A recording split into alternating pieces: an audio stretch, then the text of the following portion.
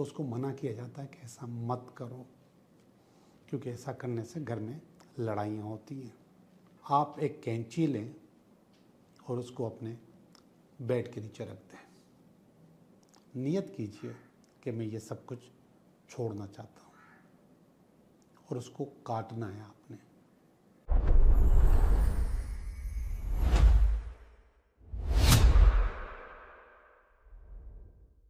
Hello दोस्तों, मैं हूँ Liaquat Jogi, Karachi based tarot card reader and palmist, और आप देख रहे हैं मेरा चैनल टैरो बाय जोगी।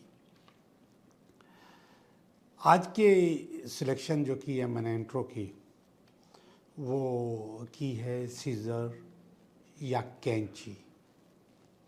कभी कभी आप लोगों ने सुना होगा कि अगर कोई बच्चा घर में बैठ के कैंची को बजा रहा होता है, चाहे चला रहा होता है, खामखा या उससे खेल रहा होता है, तो उसको मना किया जाता है कि ऐसा मत करो, क्योंकि ऐसा करने से घर में लड़ाइयाँ होती हैं। बिल्कुल ऐसा है, लड़ाइयाँ होती हैं, फड्डे होते हैं, झगड़े होते हैं बिला वजह कैंची के इस्तेमाल से। चाहे वो छोटी हो या बड़ी, आपके घर में फड्डे और लड़ाइयाँ होंगी। और इस कैंची का वैसे भी बहुत सारे किरदार हैं, तो आज हम उनके कुछ बातें करेंगे जिससे आप उसका मुस्बत फ़ायदा ले सकते हो।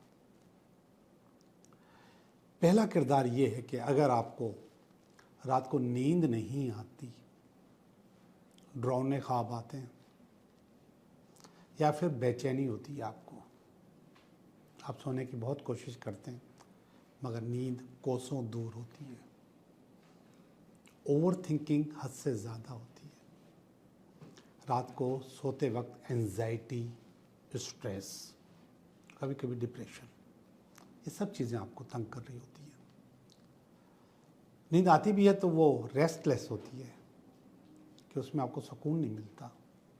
सुबह जब आप उठते हैं तो थके हुए होते हैं, आपके जिस्म में दर्द होता है, आपके कंधों में, गर्दन में, कमर में दर्द होता है। तो एक छोटा सा टोटका मैं आपको बता रहा हूँ। बजाय इसके कि आप नींद की गोली खाएं या कुछ और करें, आप एक कैंची लें और उसको अपने बेड के नीचे रख दें। इंशाल्लाह बुरे ख्यालात, एंजाइटी, स्ट्रेस, बुरे ख्वाब, ये सब कट जाएंगे और आपको सुकून की नींद आ जाएगी। आप अगर फील करते हो कि आपके घर में जो एनर्जी आती है, मैंने पिछली दफ़ा बताया था कि एनर्जी जब हम बाहर से लाते हैं या लेकर आते हैं तो उसमें बैड एनर्जी शामिल होती है, तो जिसके लिए मैंने आपको चप्पल, जूते बाहर उतारने का कहा था और साइड पे रखने का कहा था।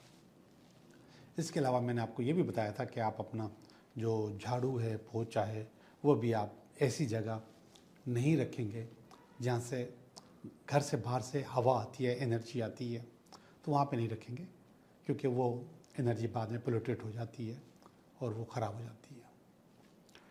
आप अपने घर में अगर चाहते हैं कि अच्छी एनर्जी आए, हर वक्त अच्छी एनर्जी आए और नेगेटिव एनर्जी आपकी तरफ ना आए, बात मैंने ये भी बताया था कि आपके घर में जो रिश्तेदार बाज़ औक़ात आते हैं वो नापसंदीदा भी आते हैं, जिनको आप पसंद नहीं करते, लेकिन चूँकि वो रिश्तेदार हैं, आपके अजीज़ हैं, आप उनको मना नहीं कर सकते कि आप मेरे घर मत आया करो, क्योंकि उनके साथ सिर्फ आपका रिश्ता नहीं, घर में दूसरे लोगों से भी रिश्ता होता है। उसके लिए एक टोटका है कि आप यही कैंची अपने दरवाजे के पास रखेंगे, अपना जो गेट है, मेन एंट्रेंस है, उसके पास रखेंगे। एक छोटी सी कैंची लेके उसको इसी काम के लिए मुख्तस कर दें कि वो वहीं पे एक हल्की सी कील लगाकर उसमें भी टांग सकते हैं, कोई रैक हो तो वहाँ भी रख सकते हैं, दरवाजे के पास भी रख सकते हैं। जो बैड एनर्जीज़ हैं वो कट हो जाएंगी, वो आपके पास नहीं आएंगी। जो बैड लोग हैं वो आएंगे भी तो वो अपनी एनर्जी बाहर छोड़ कर आएंगे, आपके पास वो एनर्जीज नहीं पहुँचेंगी। कुछ आदतें ऐसी होती हैं कि उनके लिए आपको हॉस्पिटल से या साइकेट्रिस्ट से रब्ता करना पड़ता है, बहुत मुश्किल होती है, जिसमें से नशे की आदत भी होती है और भी बुरी आदतें होती हैं।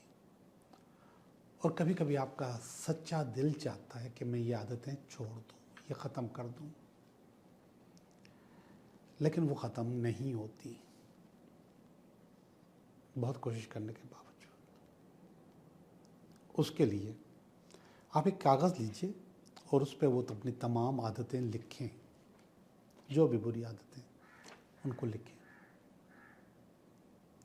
जब आप वो आदतें लिख लेंगे, उनको पढ़िए, नियत कीजिए कि मैं ये सब कुछ छोड़ना चाहता हूँ, और उसको काटना है आपने कैंची से। अब काटेंगे कैसे?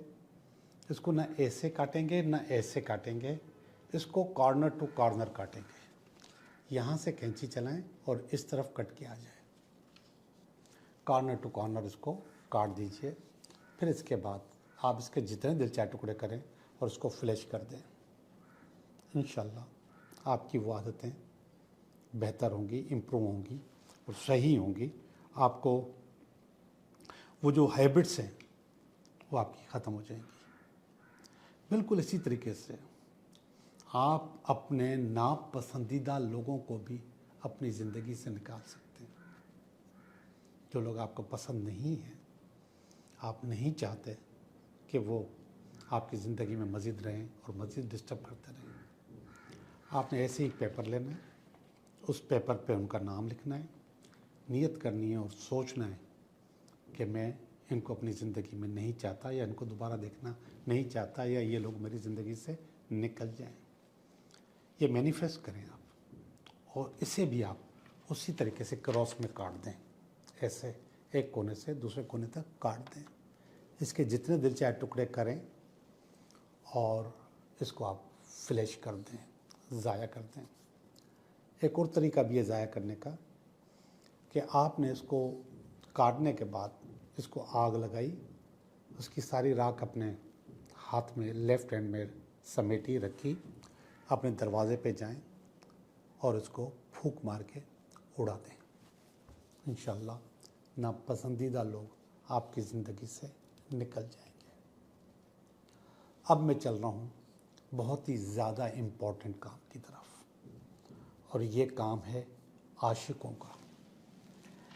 अगर कोई आपकी ज़िंदगी से निकल गया है, बेवफाई कर गया है, आपको दर्द दे गया है, लेकिन उसकी यादें आपके पास से नहीं जाती, यादें मुसलसल आपका पीछा करती हैं, नींद में भी, दिन में भी, सुबह भी, शाम भी, और आप चाहते हैं कि ये यादें आपके पास से निकल जाएं। एक मैंने पहले वीडियो बनाई है जो कि इसी चैनल पे मौजूद है, उसको हम कहते हैं कॉर्ड कटिंग। वो मैंने एक तरीक़ाकार है, उसको भी आप देख सकते हैं, लेकिन ये ज़्यादा आसान है। आपने उसी बंदे का नाम इसी पेपर पे लिखना है और अपना नाम भी लिखना है। इस तरीके से लिखना है कि आधे पेपर पे उसका नाम हो, यानी कि ये मैंने क्रॉस लगा लिया, इस तरफ उसका नाम हो, इस तरफ आपका नाम हो, और फिर इसी तरीके से एक कोने से दूसरे कोने तक इसको काट देना है। नियत वही करनी है कि इसकी यादें, इसकी बातें मुझे याद ना आए, ये मेरी ज़िंदगी से निकल जाए। बहुत आसान सा लफ्ज़ है जो कि बहुत इस्तेमाल होता है, मूव ऑन करना। तो मैं यहाँ से मूव ऑन करना चाहता हूँ या करना चाहती हूँ। फिर इसके बाद आप इसको काटेंगे इसी तरीके से। इसके जितने दिल चाहे टुकड़े करें, इसको फ्लैश कर दें। एक चीज़ और मैं आपको बता दूं, कुछ नाम ऐसे भी होते हैं जिनको आप फ्लैश नहीं कर सकते, इस्लामिक नाम होते हैं। तो आप उस वक्त उसका पूरा नाम नहीं लिखेंगे। अगर आप नंबरोलॉजी निकालना जानते हैं, नंबर्स, तो उसका नंबर लिखेंगे, या फिर उसके नाम का पहला लफ्ज़ लिखेंगे। पहला लफ्ज़ लिख दिया, लियाकत नाम है तो लाम लिख दिया। और इसी तरीके से आप अपना भी चाहें तो नाम न लिखें, और उसका नंबरोलॉजी अगर आपको मालूम है तो उनके नंबर्स लिखें, और अगर नंबरोलॉजी मालूम नहीं है तो फिर आप अपने नाम का पहला अल्फाज लिखें। और उसी तरीके से जो मैंने पहले बताया था, आप इसको फ्लैश कर सकते हैं। फ्लैश करने के अलावा आप इसको जला के इसकी राख अपने लेफ़्ट हैंड में रह के और दरवाजे पे खड़े होकर अपने इसको फूंक मार के उड़ा देना है, हवा की नज़र कर देना है। आपको मूव ऑन करने में बहुत मदद मिलेगी। आज के इस इम्पोर्टेंट और बहुत ज़रूरी टोटके के साथ अब हम चलते हैं इस हफ्ते की रीडिंग की तरफ कि ये हफ्ता आपके लिए कैसा रहेगा। हेलो लिब्रा, कैसे हो आप? मैं उम्मीद करता हूँ कि आप बिल्कुल ठीक होंगे और हम भी बिल्कुल ठीक हैं, और हम करने लगे हैं आपकी रीडिंग। ये हफ्ता आपके लिए कैसा रहेगा। तो लिब्रा, ये आपका पहला कार्ड है इस हफ्ते का, और इसमें अगर कोई रुकावट हुई तो वो उसका कार्ड है, और ये इसकी बेस है, ये इसका पास्ट है, ये इसका प्रेजेंट है, ये इसका नियर फ्यूचर। ये फीलिंग्स हैं, ये आपकी अपनी फीलिंग्स हैं, ये आपकी फैमिली की, और ये आपकी कुछ उम्मीदें हैं, कुछ प्लानिंग्स हैं, और ये अल्टीमेट वीकेंड है। जी मेरे भाई या बहन जो भी है, रीडिंग अच्छी है। जो पहला कार्ड है वो मुझे लगता है शादी का कार्ड है, ये वाला कार्ड। ये कार्ड लवर्स का कार्ड है। इसमें आपके पास ऑप्शंस होते हैं, 3 ऑप्शंस होते हैं। तो ये रिश्ते का कार्ड भी होता है कि आपके पास 3 ऑप्शंस होते हैं। 3 तो इसमें नज़र आ रहे हैं, लेकिन ये मल्टीपल हो सकते हैं, 2 भी हो सकते हैं और 3 से ज़्यादा भी हो सकते हैं। तो आपके पास मल्टीपल ऑप्शंस हैं कि आप किसी एक को सिलेक्ट करो और फिर उससे शादी करो। तो ये सिलेक्शन का कार्ड है। तो आप सिलेक्शन के मूड में हैं, और आपका रिश्ता जो है ना वो इस हफ्ते में हो सकता है, ये वाला कार्ड बता रहा है। और अगर ये रिश्ता नहीं है तो फिर आपकी ज़िंदगी में कोई आ सकता है, कोई ना कोई आपकी ज़िंदगी में आ सकता है। उसके लिए आपने फैसला करना है कि किसको मेरी ज़िंदगी में आना है। और जब इतनी अच्छी बातें होती हैं, मोहब्बत की बातें होती हैं, तो फिर विलन की बातें भी होती हैं, और ये है विलन, 8 ऑफ स्वॉर्ड। और ये विलन इत्तेफाक है कि बाहर का विलन नहीं है, ये अंदर का विलन है। 8 ऑफ स्वॉर्ड असल में फियर का कार्ड होता है, खौफ का कार्ड होता है। तो आपके पास बेपनाह फियर है। शायद आपका पुराना तजुर्बा अच्छा नहीं है, जिसकी वजह से आपके ऊपर खौफ तारी है। आपसे फैसला नहीं हो रहा और फैसला नहीं कर पा रहे।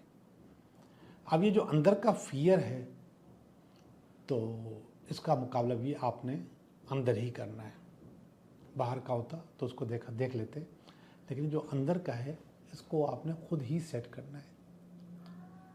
फियर और एंजाइटी सेल्फ क्रिएटेड होते हैं, खुद बनाए जाते हैं, और आप वो खुद बना रहे हैं। और जब आपने खुद बनाए हैं तो आप इसको खुद निकालें भी। माजी की तरह ज़रूरी नहीं है कि हर चीज़ ख़राब हो जिसकी वजह से आपके पास फियर आया है। आप इसको सोच समझ के फैसला करें। आपके पास ऑप्शंस मौजूद हैं, बेशुमार ऑप्शंस हैं आपके पास, उनमें से सोच समझ के फैसला करें ताकि आपकी ज़िंदगी डिस्टर्ब ना हो। ये इसकी बेस है, 6 ऑफ पेंटिकल का कार्ड है। असल में ये शादी ब्याह वाला जो मसला होता है, इस मसले में पैसे का होना बहुत ज़रूरी होता है। पैसा चाहिए होता है हर सूरत में, तभी जाके आप अपनी ज़िंदगी को आगे बढ़ा सकते हैं। तो ये जो नीचे वाला कार्ड है ये बता रहा है, जो बेस थी वो ये थी कि पहले आपके पास पैसा नहीं था, जिसकी वजह से हो सकता है कि कोई गलत तजुर्बा हो गया हो, या फिर रिश्ता टूट गया हो, या कोई और गड़बड़ हो गई हो।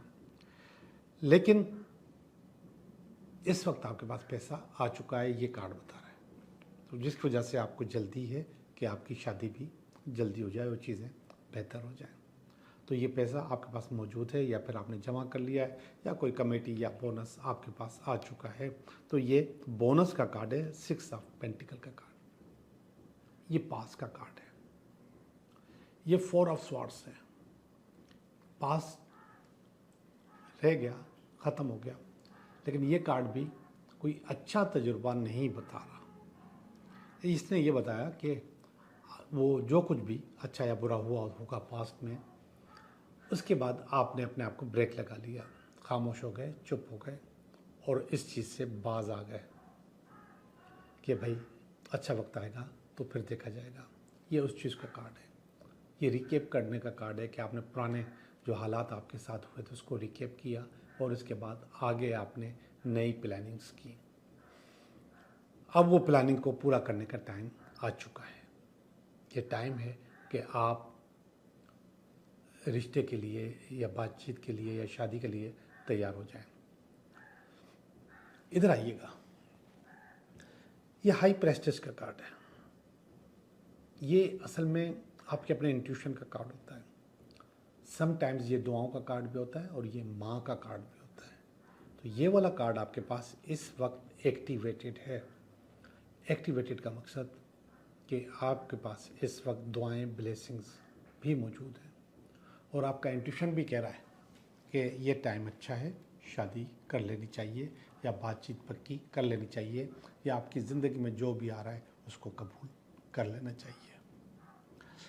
ये देखिएगा फ्यूचर का कार्ड, नियर फ्यूचर का कार्ड, 2 ऑफ कप्स।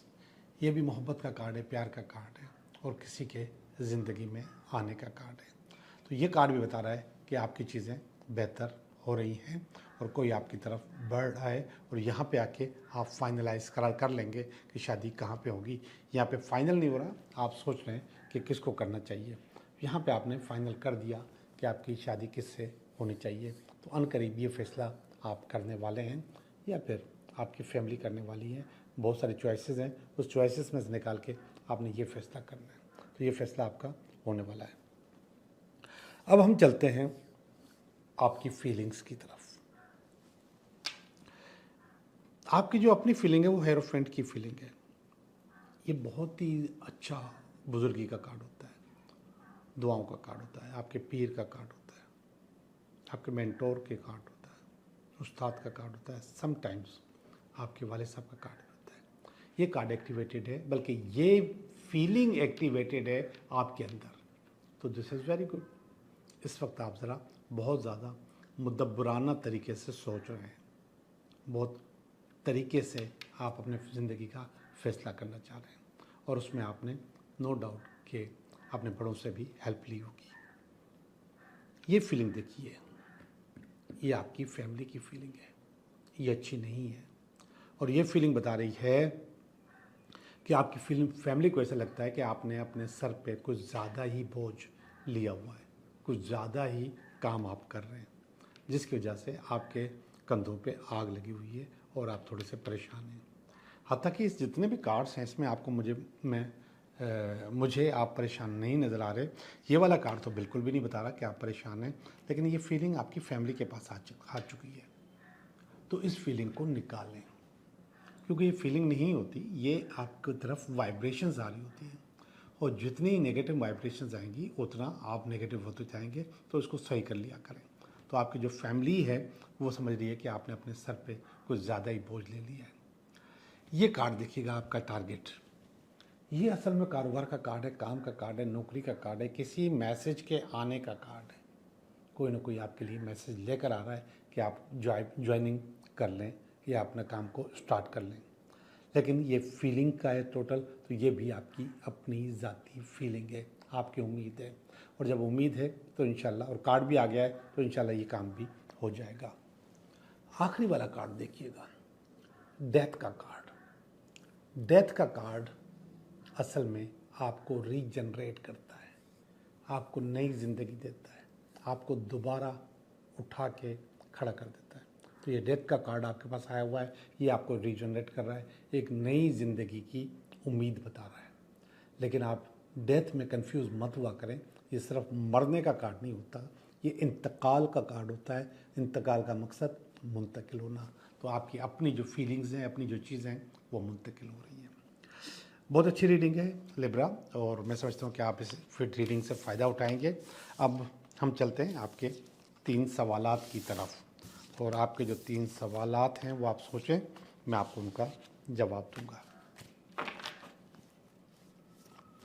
कोई भी 3 सवाल सोचें या 3 विश सोचें तो मैं आपको उनका जवाब दूंगा। इसमें वो सवाल भी हो सकते हैं जो 3 ऑप्शन आपके सामने खड़े हुए हैं कि कौन सी लड़की अच्छी है, तो वो ऑप्शन भी हो सकता है। ठीक है, आप तीनों का नाम दिल में सोच सकते हैं, नंबर 1, नंबर 2, नंबर 3, और मैं बता सकता हूँ कि कौन सा ज़्यादा अच्छा है आपके लिए। ओके जी, पहला सवाल, दूसरा और ये तीसरा। पहला सवाल बता रहा है यस, यस ये अच्छा है, इस पे आप हाँ कर सकते हैं, ये चीज़ें बेहतर है। वैसे बुनियादी तौर पे ये वाला कार्ड आया है कारोबार का, बिजनेस का, और कुछ नया करने का, कुछ नया शुरू करने का। नंबर 2 भी कह रहा है यस, और ये प्योर शादी का कार्ड है, लेकिन शादी के साथ साथ ये रीयूनियन का कार्ड भी है। तो ये रीयूनियन की दावत भी दे रहा है कि आप चाहें तो रीयूनियन कर सकते हैं। जो पहले आपकी ज़िंदगी से जा चुका है और दोबारा आना चाहता है तो आप उसको वेलकम कर सकते हैं। सवाल नंबर 3, नो, ये अच्छा नहीं है, इसके लिए साफ साफ नो आ गया है। और ये कार्ड ख़ास तौर पे लायबिलिटीज़ का होता है, कर्ज का होता है, और बैंक करप्सी का होता है। तो ये नो कह रहा है आपको। वैसे मैंने कार्ड की माना भी बता दी कि क्या है। आप लोगों का बहुत बहुत शुक्रिया।